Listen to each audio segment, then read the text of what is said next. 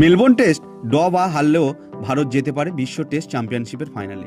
জেনে নিন সমীকরণ। এখনই জানতে এটি লাইক করুন, চ্যানেলে নতুন হলে চ্যানেলটি সাবস্ক্রাইব করে বেল আইকন প্রেস করে রাখতে ভুলবেন না খেলার নতুন খবর আপডেট পেতে। মেলবোর্নে তৃতীয় দিনে খেলা শেষ। ভারত এখন পিছিয়ে 116 রানে, হাতে রয়েছে আর 80 উইকেট। খেলার বাকি আর দুদিন। ম্যাচ ফলাফলের সম্ভাবনা এখনও রয়েছে, তবে বৃষ্টি শনিবার মেলবোর্নে খেলার দুবার ব্যাঘাত ঘটিয়েছে। চায়ের বিরতির আগে একবার বৃষ্টি হয়, যার জেরে বেশ কিছুক্ষণ খেলা বন্ধ ছিল।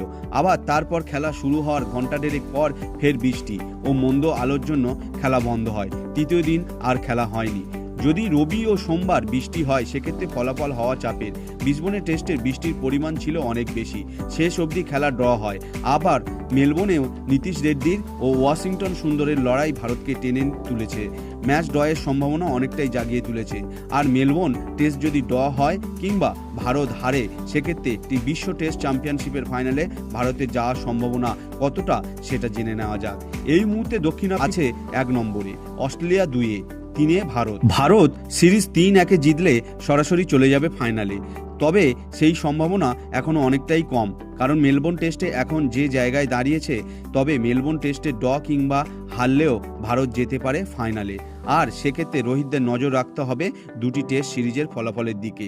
একটি দক্ষিণ আফ্রিকা বনাম পাকিস্তান, অপরটি অস্ট্রেলিয়া বনাম শ্রীলঙ্কা।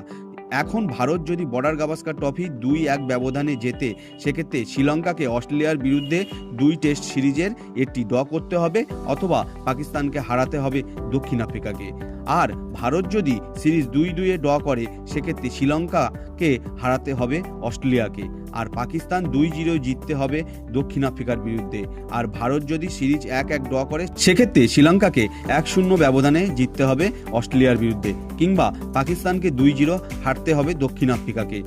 আর ভারত বর্ডার গাভাস্কার ট্রফি হেরে গেলে আর ফাইনালে যাওয়ার কোনো সম্ভাবনা থাকবে না।